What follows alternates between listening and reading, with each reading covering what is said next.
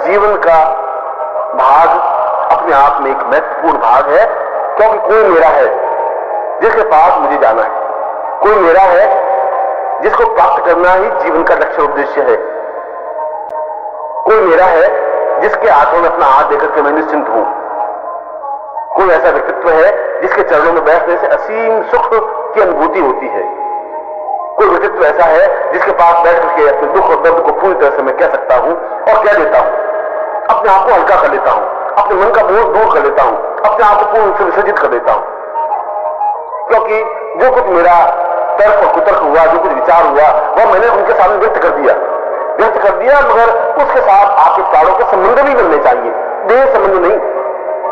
देह संबंध तो एक सामान्य व्यक्तियों के साथ ही बन जाते हैं, पत्नी के साथ ही बन जाते हैं, पुत्र के साथ ही बन जाते हैं। हम हर समय चिंता भी रखते हैं कि अगर पुत्र बाहर गया है तो सब कुछ वापस लौटे, हम इस बात की चिंता रखते हैं कि उसकी तबीयत ठीक रहे, स्वास्थ्य ठीक रहे। यह देह का संबंध है, देह का संबंध गुरु के साथ होना कोई बहुत बड़ी बात नहीं है। प्राण का संबंध हो, और प्राण के संबंध का तात्पर्य है कि आप हजारों मील दूर बैठे हो और यहां गुरु के पांव में कांटा चुभे और दर्द आपको एहसास हो, तो समझना चाहिए कि प्राण का संबंध है।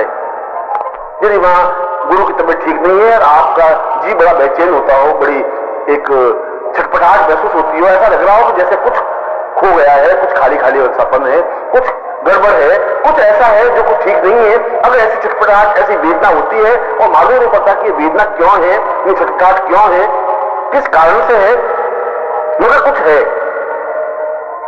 इतना दूर हजारों मील दूर बैठ करके ये जो संबंध और साहचर्य बन जाना कि वहां अगर उसको बुखार है गुरु को और आपको छटपटाहट होती है, वहां गुरु को परेशानी है और आपकी भूख और नींद समाप्त हो जाती है, आपको छटपटाहट और बेचैनी अनुभव होती है, आपके मन में हर समय उत्कंठा और आकांक्षा रहती है कि मेरे जीवन का ये भाग है कि मैं गुरु के पास पहुंचूं, और गुरु जिस तरीके से खुश हो, प्रसन्न हो, उस तरीके से मुझे खुश और प्रसन्न करना है, मुझे अपने आप को समर्पित कर देना है। वो मुझे किस प्रकार से उपयोग करते हैं ये उनकी इच्छा पर निर्भर है।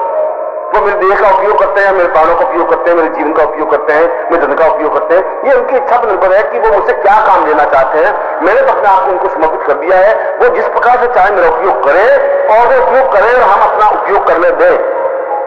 इसको धारणा शक्ति कहा गया है, इसको जीवन की पूर्णता कहा गया है, इसको जीवन का आनंद कहा गया है। यह ध्यान के आगे की प्रक्रिया है, और इस प्रक्रिया को प्राप्त करने से, इस गुरु की सामित्यता प्राणिक चेतना के माध्यम से प्राणों के संबंध स्थापित करने से जीवन में परिपक्वता आती है। फिर ध्यान प्रक्रिया से आप अलग नहीं हटेंगे, फिर आपके देह तत्व से आगे प्राण तत्व और चेतना तत्व और चेतन तत्व से ब्रह्म तत्व तक आप पहुंच जाएंगे, फिर ब्रह्म तत्व से वापस पीछे नहीं हटेंगे, फिर आप अपने सूक्ष्म रूप से वैध रूप में अपने आप में प्रवृत्त कर सकेंगे।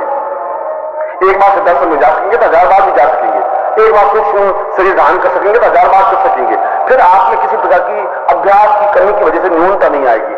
फिर ऐसा नहीं होगा कि आप वापस पिछड़ गए, ऐसा नहीं होगा आप पीछे रह गए, ऐसा नहीं हो सकेगा, क्योंकि धारणा शक्ति का तात्पर्य है गुरु की पूर्ण शक्ति आपके साथ रहे, और गुरु की पूर्ण शक्ति कोई स्पष्ट रूप से दिखाई तो देती नहीं, मगर आपके पीछे बराबर वह शक्ति, वह ताकत, फोर्स बना रहता है। एक मामूली सा पुलिस बड़े से 10 गुंडों को एक थप्पड़ मार के रोक देता है और 10 गुंडे थरथराने लग जाते हैं। इसका मतलब ये नहीं है कि पुलिस ताकतवान है उन 10 गुंडों से, इसका तात्पर्य है कि पुलिस के पीछे एक और राज्य का, पूरे गवर्नमेंट का एक प्रवाह है, पूरी फोर्स है, उस फोर्स की वजह से उस पुलिस में ताकत है।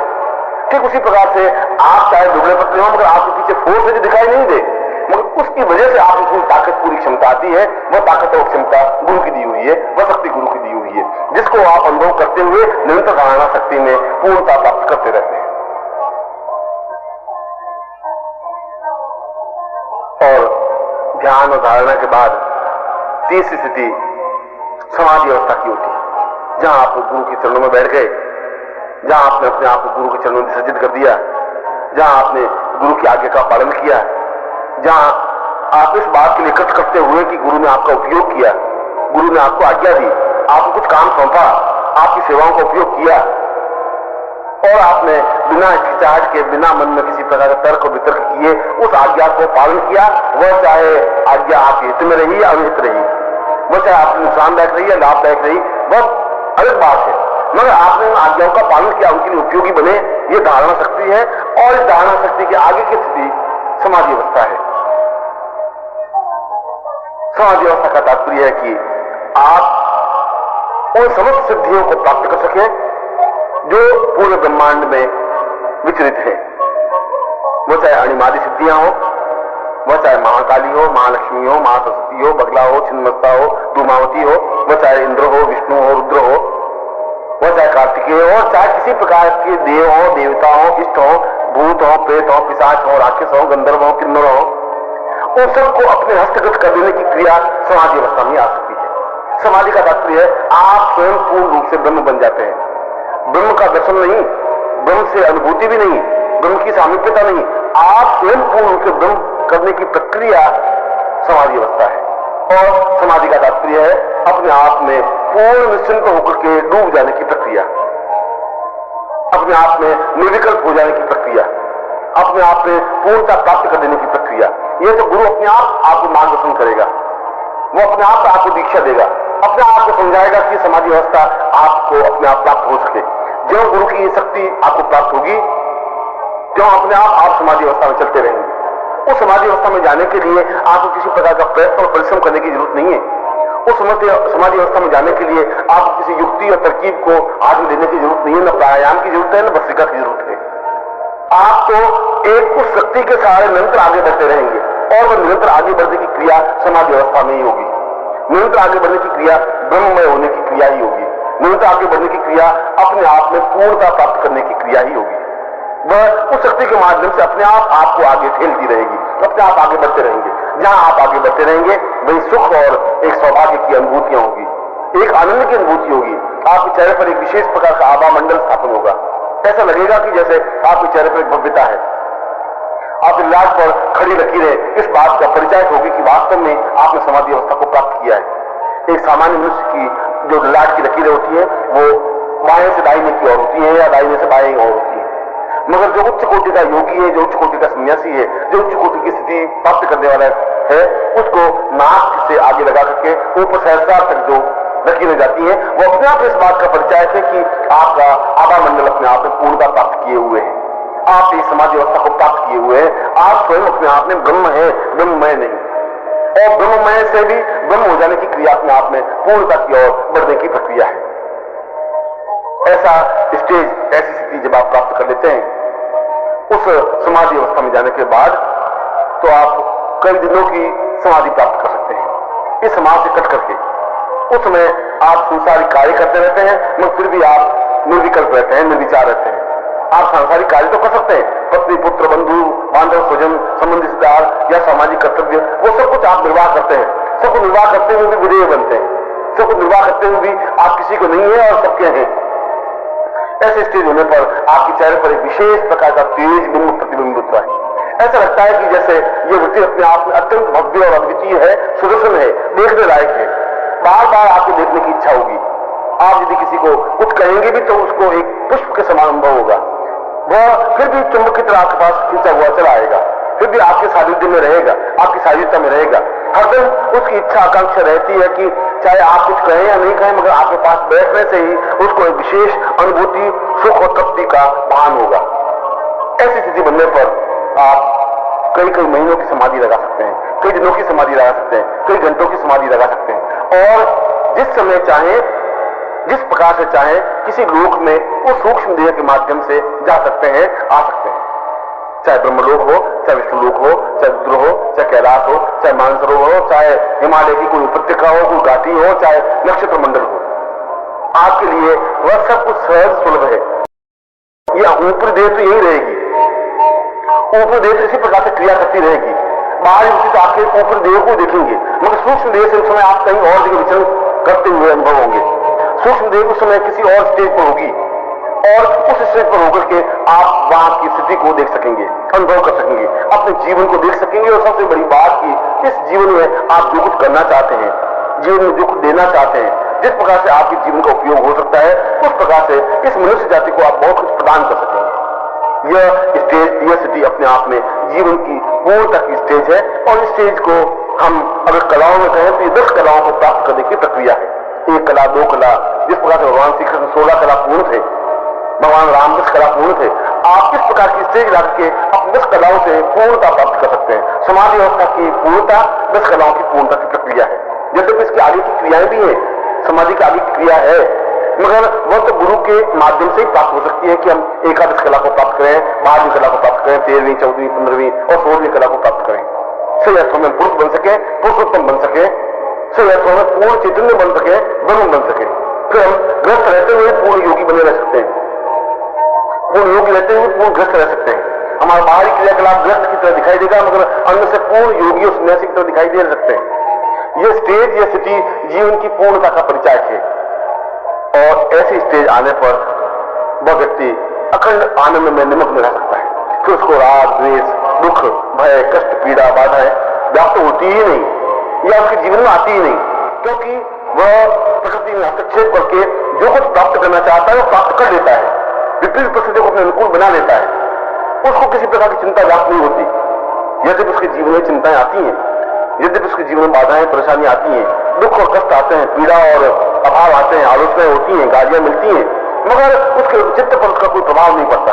वह इस बात की चिंता नहीं करता कि कोई गाली दे रहा है या नहीं दे रहा है। वह तो अपने ही ख्यालों में, अपनी ही मस्ती में मग्न आगे बढ़ता रहता है और अनेक और पूर्ण शास्त्रों का ज्ञाता बन जाता है।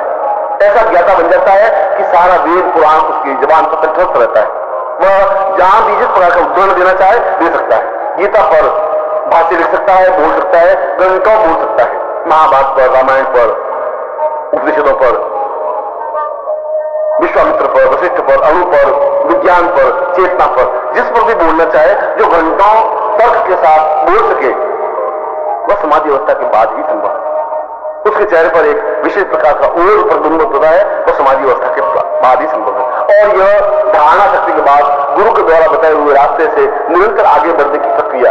आप कुछ नहीं करें, आपको कुछ करने की जरूरत ही नहीं है। गुरु अपने आप उसकी शक्ति आपको आगे बढ़ाती रहेगी और आगे बढ़ाती रहेगी, वह सब कुछ आप प्राप्त करते रहेंगे जो आपके जीवन में अनिवार्य और आवश्यक है। ऐसी स्टेज, ऐसी स्थिति जब आपके जीवन में प्राप्त होती है, ऐसी स्थिति जब आपके जीवन में अनुभव होती है, तब आप सही अर्थों में पूर्ण व्यक्तित्व बनते हैं, तब आप सही अर्थों में पूरे ब्रह्मांड का एक भाग बनते हैं, तब आप सही अर्थों में एक चैतन्य पुरुष बनते हैं, जिसको महापुरुष कहा जाता है, जिसको ब्रह्म कहा जाता है, जिसको अखंडानंद कहा जाता है, जिसको जीवन की परिकल्पना कहा जाता है, जो एक विशिष्ट मानव की संज्ञा से विभूषित होता है।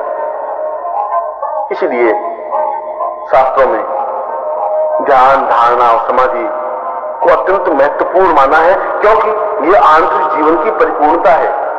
इस आंतरिक जीवन के माध्यम से ही व्यक्ति उन समस्त सत्यों को अनुभव कर सकता है, जिन सत्यों के माध्यम से वह जीवन की पूर्णता प्राप्त कर सके, इन सत्यों के माध्यम से वह आनंद की अनुभूतियां प्राप्त कर सके, इन सत्यों के माध्यम से वह सब कुछ प्राप्त कर सके जो उसके जीवन की आकांक्षा है। फिर उसके जीवन में न भूख, प्यास, दुख, दर्द, बेचैनी, छटपटाहट कुछ भी व्याप्त नहीं होती।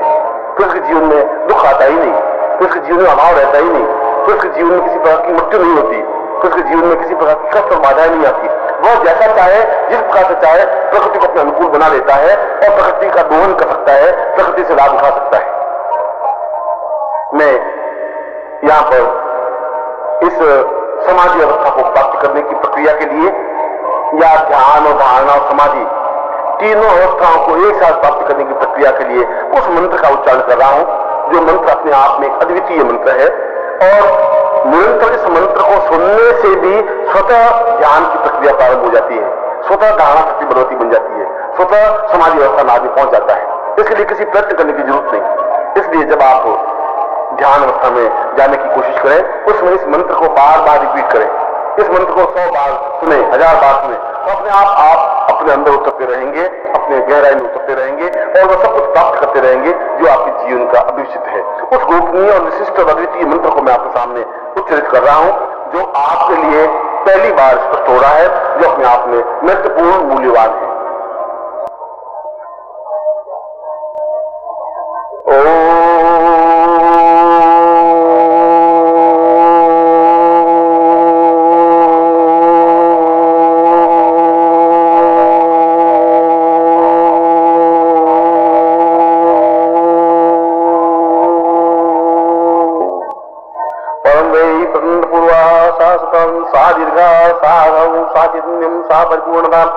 परिपूर्णतां पूर्णतां पां पूर्वा समाधि सदा सा सत सहस्र वै पूर्वं च चैतन्यम् अद्वितीयसाम् अकल्पितं पूर्वा सा चैतन्यं परिपूर्णतां सा साक्षी समदीर्घो अदास्वानम सचित्तने सा दीर्घो अदास्वानम स परिपूर्णता यही परिपूर्णता अधा से अध सा प्रीत कल्याणम महापूर्वा सा चैतन्यम सा दीर्घा ये सांप्रा प्राण सा चैतन्यम स ब्रह्म स जीव स देह देह साम ब्रह्म लोकेण लोकेण रुद्रलोकेण समस्त लोक लोकेण यमजा पुरुषाम यमोत्तम सा पूर्वा आत्मानम स चैतन्ये हिमालय पुरुषाम समस्त समुद्रो साम आताम पूर्वात्मानम स ब्रह्म लोकम ता गुरु सानिध्यम प्राप्तिताम तुभ्यम संपदे यदमस्तम वा जाति पूर्वा सा चैतन्यम परिपूर्णता यमस्तु हरि ओम।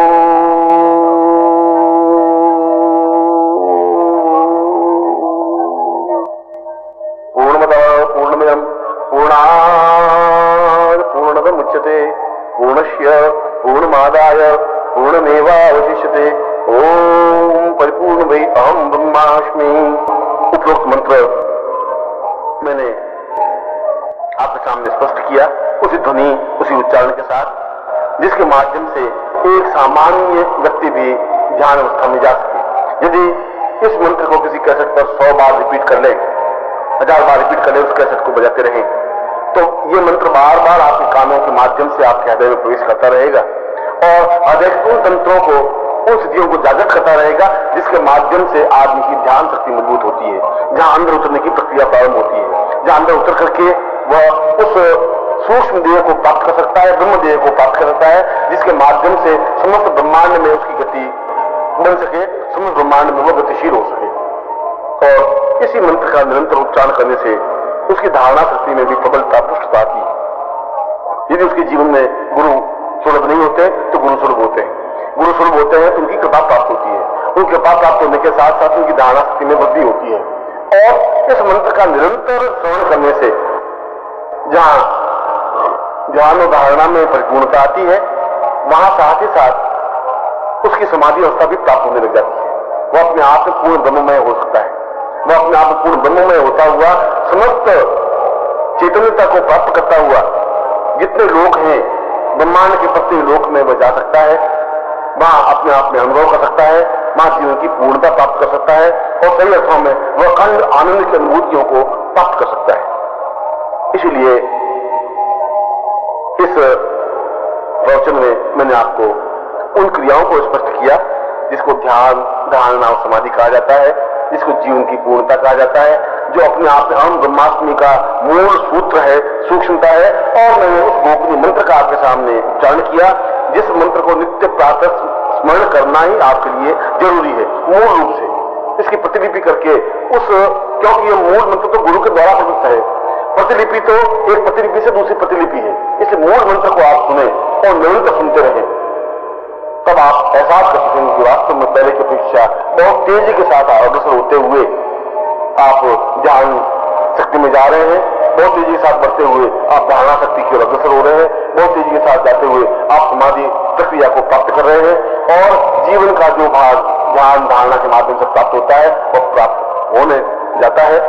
मैं आपको पूर्ण रूप से आशीर्वाद देता हूं कि आप अपने जीवन में महामानव बने और पूर्ण चैतन्य बनते हुए उस समाधि अवस्था को प्राप्त करें और ब्रह्मांड का एक भाग बने। मैं आपको ऐसा ही आशीर्वाद दे रहा हूं।